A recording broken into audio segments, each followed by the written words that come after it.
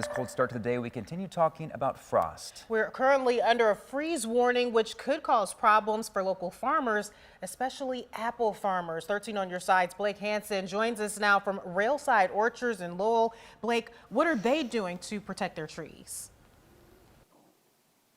Yeah, good morning, guys. Obviously, this time of year is that time where you really need to be concerned, our local farmers, fruit growers, about these overnight lows. And joining me is Aaron Roth, who's the owner here at Railside Orchards. Aaron, good morning. Yeah, good morning to you. And good thing that right now we got a few flurries falling, but we're actually above freezing, so it's a good morning actually here at the orchard. But Aaron, what are some of the preventative measures that you guys take to make sure that your fruit crops are saved throughout spring?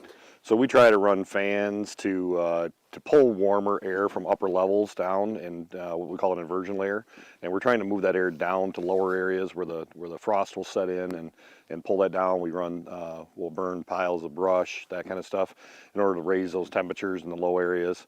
And you know, that kind of measure. And that was about, what, 2 years ago. You guys had that massive, we started that fire to pull in some of that warmer air. Temperature wise, what's that critical level that you really have to monitor for here at the orchard? So right now we're looking for anything below 28 degrees. So 28 is really pushing it, and we don't want to see below that. What stage is the crop at right now, especially after that warm-up we just had? So we're at tight cluster now, and some of the trees are even beyond that at pink. So depending on the varietal base, it makes a difference which one. So usually, when do you feel a little bit safer? What part of spring do you feel like, okay, I think we're going to be past everything that could be problematic? Once we get past Mother's Day, bloom's done, we feel a lot safer.